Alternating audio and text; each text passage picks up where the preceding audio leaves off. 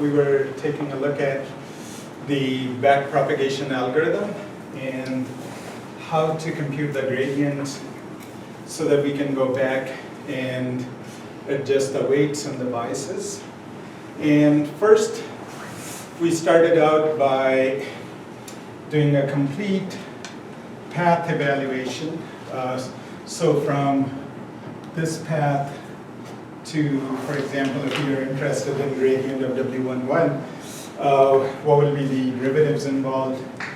Then for this path, what will be the derivatives involved? Then we saw we can take this part common because it's being repeated for both of them. So, and then it becomes the sum of this path up to this point, sum of this path up to this point. Then we further wanted to make this in a more easy to develop way. So we defined the concept of a delta. So delta is basically, easy way to visualize it is, it's a computation which is in the middle of the neuron. Okay, so then it doesn't matter how many layers, how many connections we are involved. Let's say this is basically going something like this, right? So our typical procedure will be compute delta over here, compute delta here, delta here, delta here.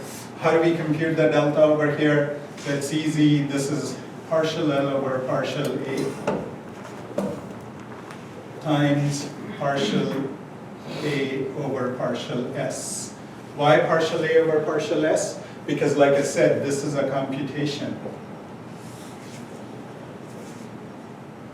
in the middle of the neuron. This is where the delta occurs, right? So partial L over partial A over partial S. So that's what the delta will. Same way we can compute the delta here, delta here. Okay, then how about the deltas in the next layer? Okay, if let's say there's W5 feeding over here, W7 feeding from this delta, suppose I call this delta 1, call this delta 2, then what will be the computation of delta in the middle of it? This will be W5 times delta 1 plus W7 times delta 2 plus further there's one more part over here is the multiplication of the derivative of the activation function. Okay, so let me see if I can clarify that over here. Okay, once we compute the delta, suppose I call this delta 1, suppose I call this delta 2. So this will be delta 1 of 2, delta 2 of 2, right? Based on our terminology. Then think of it this way, up to this point will be W11 of 2 times delta 1 of 2, and then which W is feeding over here? W21 into delta 2 of 2. So that's only up to this point. We further, the delta over here is in the middle of the neuron.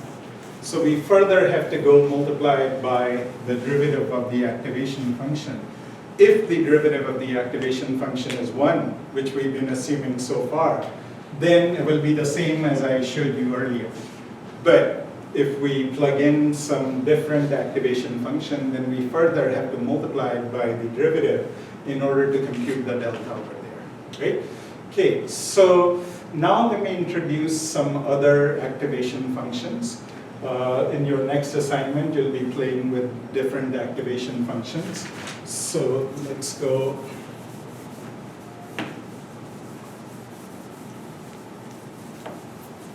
And let me briefly introduce some activation functions. And a brief motivation for why we use these. Okay, so there are 7, 8 popular activation functions out there. To start out with, I'll cover 3 of them, then gradually introduce more as needed. Okay, so what are the 3 most popular One of them is sigmoid. One of them is tan hyperbolic. And one of them is ReLU rectified linear unit. Okay? So if you recall, whatever activation function we pick, we have to know the derivative of it, right? This partial A over partial S. So not only we need to know what are these activation functions, we also need to know their derivatives. Okay, so let's start with the first one. The sigmoid is a function like this, 1 plus e to the minus x.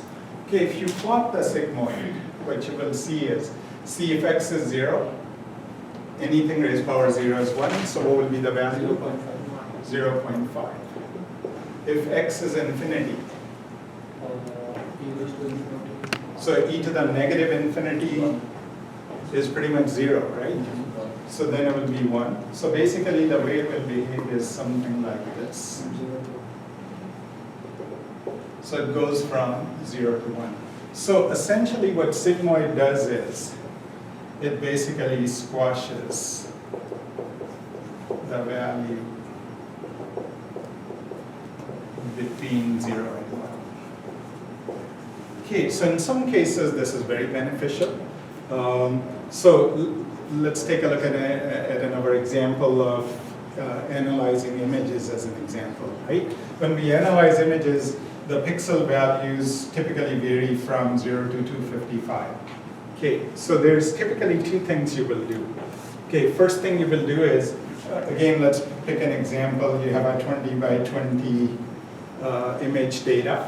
So there will be 400 inputs, right? As we go row by row, vertically stack them or horizontally or however. Okay, so let's say the first value is 128. Second value is 255. Third value is 100, and so on. So these are the pixel values. Okay, if our entire neural network is based on the sigmoid as the activation function, as you can see, sigmoid, what's the range of the values? As far as y is concerned, it can never exceed 1. So the range will be always 0 to 1, right?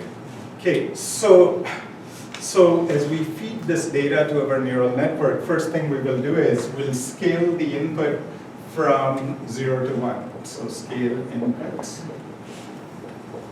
0 to 1.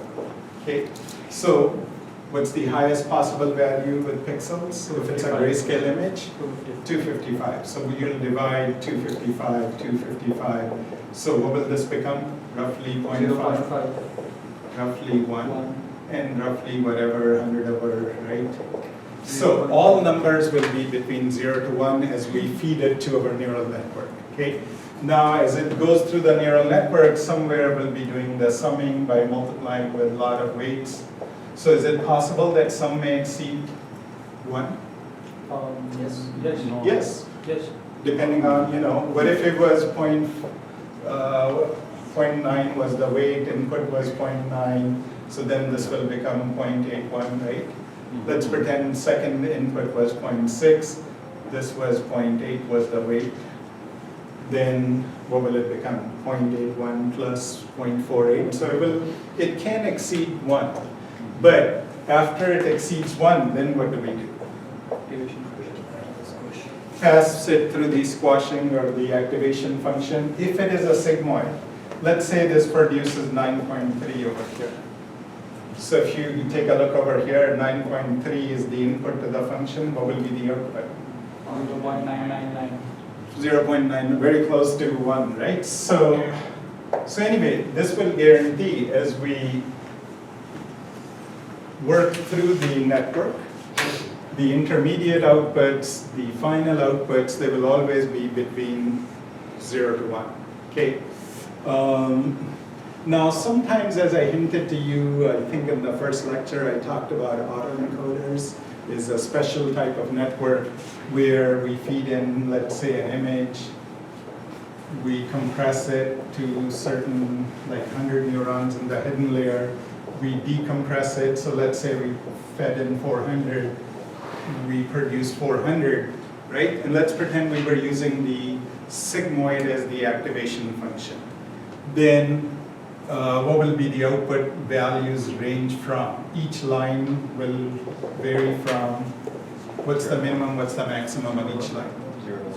0 to 1. Let's say the second line is 1, and you wanted to visualize it. See what kind of picture it produced on the output.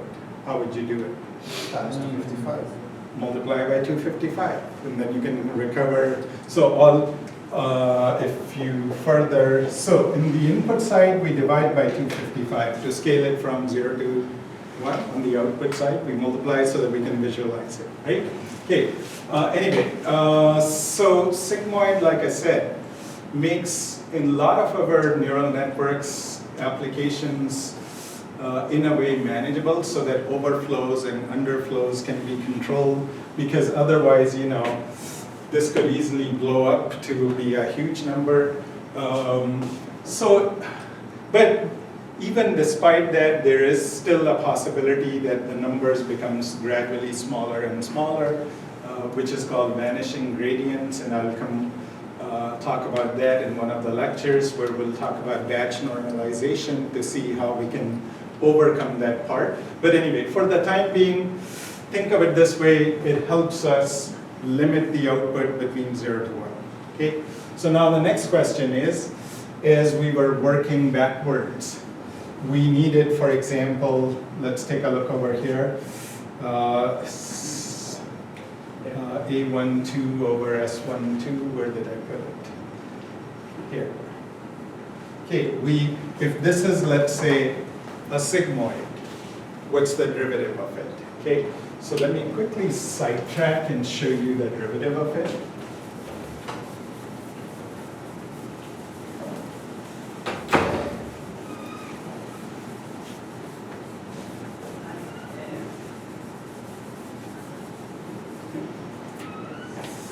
Okay, so let's go to y equal to 1 plus. Okay, so now I'm back to standard math. Don't think of this y as the expected output. So what I want to do is I want to simply figure out dy over dx. Okay. So the easy way to do it is treat it as u over v. So this will be v u prime minus u v prime over v squared, right? So u in this case is 1, v in this case is 1 plus e to the negative n. So v will be, and u prime derivative of 1 is 0, minus u 1. Derivative of this, if you take a look, will be minus e. See, derivative 1 is 0, but this is minus e to the minus x, right? Divided by v squared, 1 plus e to the minus x squared. Okay, so if you take a look over here, this is 0, this goes away, correct? Multiplied by 0, minus minus becomes positive, so this becomes e to the minus x plus, so this is dy over dx. Okay, so far, even though we have computed the derivative, if we actually did this calculation as we were working backwards, it will be too time consuming. Okay, on a computer, anytime you evaluate the exponentials and the squares, it takes significant amount of computation. So to reduce the computation, let me show you that this indeed is equal to something very simple. So forget this for the time being. Let me take a look at, show you what is y times 1 minus y. Okay, so y is this one. So y is 1 over 1 plus e to the minus x times 1 minus y. Y is 1 over 1 plus e to the minus x, correct? Okay, expand it out. What will this become? Minus x minus whole square. Right? Now try to further simplify it. So this will become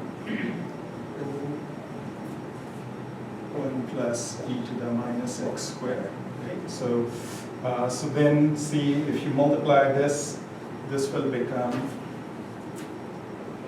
1 plus e to the minus x, because square will be left with 1, right? Multiplied by 1, minus 1, right? So what does this come up to? Okay, minus 1 cancels, this becomes minus x over. 1 upon the Okay, now compare this to this one. Isn't that the same? Yes. So dy over dx could be written as simply as X. y 1 times y. Okay, or so again, if y and x are confusing because we were using y for the expected output, let's say here's the activation function, here's the sum, here's the actual output. So if we wanted to do partial a over partial s, whatever the, see, y was the output in this case. What I'm saying is the derivative is now a 1 minus a. Or y 1 minus y, because y was the output in the, so the derivative of a sigmoid can be very easily computed by simply one subtraction and one multiplication. Okay, so at some point in time, let's say some data was given to you, you passed it through the network. Okay, and let's say it produced an activation of 0.3. Okay, based on the weights, whatever random weights were, right? Now you're working backwards. You needed to know what is the value of this derivative. So what will this be in this example? 0.3 multiplied by 1 minus 0.3? 0.21. 0.2. So you already know the derivative in a very simple calculation, okay? Alternatively, you could have done this, but like I said, why compute the exponential, then the exponent, even though it will give you the same result, this computation is a lot faster compared to this one, okay? So that's the idea behind the sigmoid, right? So now let's go over it briefly. Let's very quickly see if we can do partial L over partial W11. Now with the sigmoid as the activation function. Okay. So is this? So we want to create gradient with respect to 111. Okay. So we'll, like I said, what we'll do is we'll start creating. In order to do this, first we will do W1, delta 1 of 2, which is minus y minus A1 of 2 a1 of 2 into the activation function. into the gradient of the activation function. Yes. So what will that be? So there will be A1 of 1, No? A2 of A1 of 2 Whatever the output is, a1 of 2. into 1 minus A1 of 2. Perfect. So that will be the delta 1 of 2, right? Delta 2 of 2. of 2, which is the delta in the middle. So minus y minus Sorry, this was minus y1. 2 minus A2 of 2 into A2 of 2. The output over here is a2 of 2. So the derivative, if it is a sigmoid, will be 1 minus A2. correct. So now let's go and compute this delta. Suppose we call it delta 1 of 1. We call this delta 1 of, sorry, delta 2 of 1. Right? So delta 1 of 1. Okay, before we do delta 1 of 1, like I said, we have to sum the gradients up to this point. Okay, so what will those be? Those will be delta 1 of 2 1 of 2 into the weight. multiplied by this weight, W11 W11 of 2, into delta 2 of 2 plus plus delta 2 of delta 2 of 2 of 2. into the weight that is W2 Okay, the weight that is feeding over here is W2 of W2 of 1 of 2 2 into that. into further a partial A1 of 1 over partial S1 of 1. What would that be? 1 minus A1. Everybody agrees? Yes. Okay, now let's go. Okay, very similarly, let's compute this. Or actually, I leave it as an exercise for you to compute this. Because we need to compute the partial L with respect to W11, we don't need this delta 2, right? So now, what will be the gradient W11 of 1? Delta 1 of 1 into x1. Exactly, the previous output, which in this case is the input, so times x1. So that's how we'll be able to compute any gradient that we feel like. Okay. So let me give you one assignment due Friday. Okay. Then the assignment will be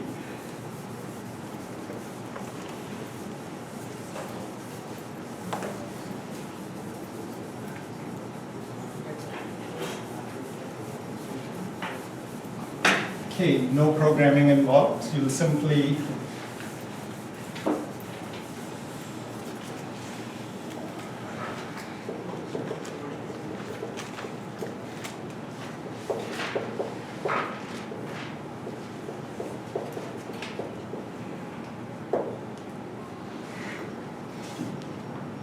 okay, so the assignment will be develop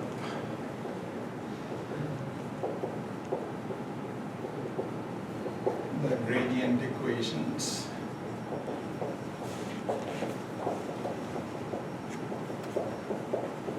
in terms of delta for a 3-layer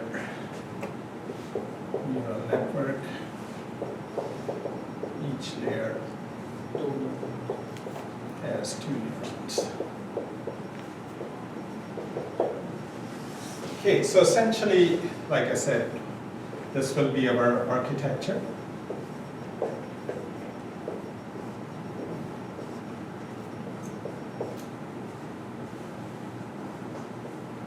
And of course the biases. Okay, straight. Okay, so what you will do is you'll give me the gradients for all the weights and all the biases. So again, in terms of delta, you'll compute the deltas here, then deltas here, deltas here, deltas here, deltas here. Once you've computed all the deltas, then you will tell me each one of the weight gradients, and this will be based on sigma activation function. So this will give you a good practice so that in your own mind, you can take a look at a network and compute the gradients in a straightforward manner. Okay, so anyway, so now as you can see with the theory that we have developed, where if we wrote it in terms of chain of partial derivatives, it will become a huge chain if we don't use the delta. Delta basically is reusing the result. So as we, rather than doing partial L over partial A over partial S over partial previous output, then another derivative. So this chain will keep getting bigger and bigger. Delta basically says, okay, we've already computed up to this point, let's reuse that result. Okay, so it's not like it's different, it will give you a different result. It's exactly 100% the same, but it makes the expressions a lot more manageable. Okay, so that's one concept. Okay, very similarly, we have another activation function. called tan hyperbolic. If I remember correctly, the equation goes like this. And I may be mistaken, you can, Google it and correct it if I wrote it wrong. Yep. So this is the equation for the tan hyperbolic. Okay. Just like, so again, we can go through the derivative, derive it. Again, you can do a u over v type and do the derivation. But once you do the derivation, what you will see is this will come out to be, so dy over dx will come out to be 1 minus y squared. Okay. So once you know the output, all you have to do is 1 minus the square of it. So again, the derivative becomes a lot easier. What does tan hyperbolic look like? So tan hyperbolic,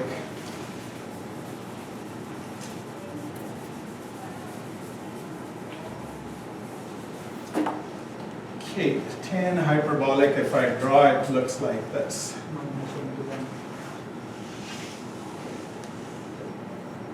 Okay, so it squashes the output between a -1 to 1 range.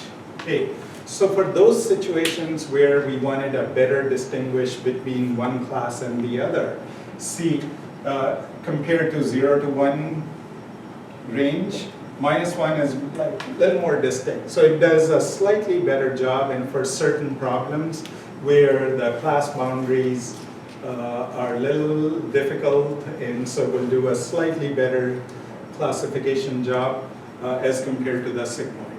Okay, so that's, again, in one of the later exercises, I'll have you compare these two so you can see it yourself. Okay, for the third function, rectified linear unit, it looks like this.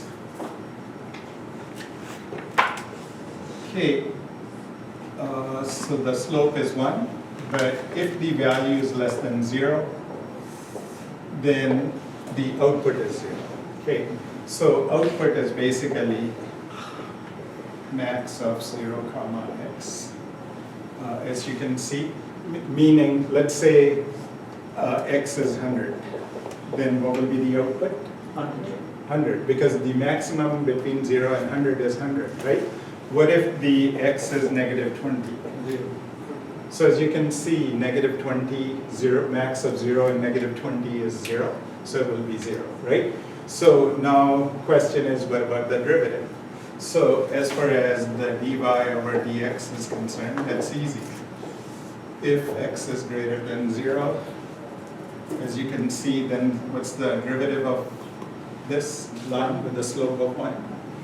1. So this will be 1 if x is greater than 0. And if it is, see what's the slope over here? 0. So 0 if x is less than 0. So again, from a computation point of view, ReLU is extremely easy. Okay. For a certain class of problems, especially when dealing with convolutional neural networks, you'll see ReLU does a better job than sigmoid or tan hyperbolic.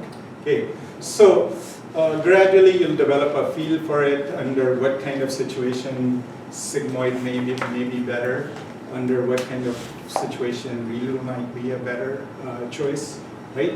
So anyway, that's the idea behind these activation functions. So let me go 5 more minutes, then I'll stop for today.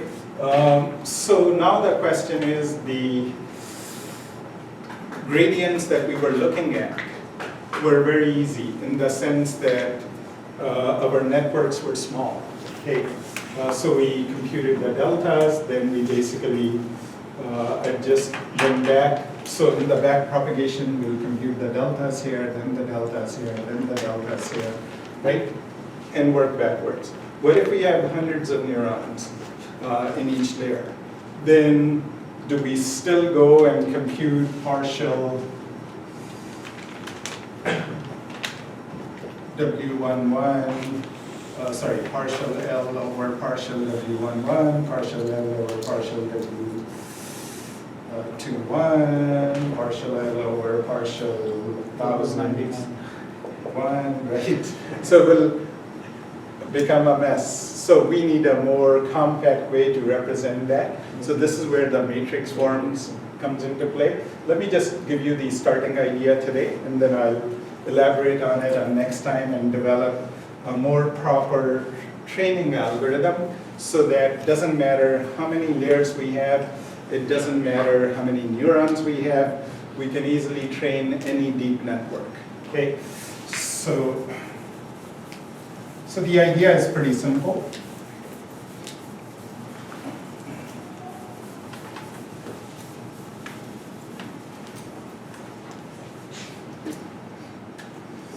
Okay, so as we discuss, let's say we put three neurons over here, okay? And let's pretend we put 3 inputs over here. Okay, so then as you can see, these 3 will feed to each neuron, correct? And same thing over here. Same thing over here. 9 bits. And same thing over here. And of course, then there will be biases over here. Okay. Our terminology, if you recall, was once we go over here, the first number indicates what? The output. The output, right? So output number, Input. comma, input number. And the layer. So suppose this is output 1, output 2, output 3, then the superscript will tell us whether it's layer 1 or layer 2 or layer 3, right? Okay, so what would we write over here? W1, 1. what will this be? This will be W 2 of 1. Okay, output comes first, right? So this is the first output. 1 2. W 1. 3 of 1, right? And very similarly over here, what will this be? W 1 of 1. This is 2, 1. 1. Let me not just put 1, it's becoming crowded over there. So next one will be 2, 2, right? And then what will this be? 2 3. 2, 3. Output first, output is 2, right? Same thing over here. Let's see, this one goes over here. I'm missing one more line over here. So this will be W 3 1. 3, 2. Right? So let's try to write the equation for S1 over here. If we write the equation for S1, what will it look like? X1, W11, or let me not worry about the superscript for right now, plus X2, W12, W13,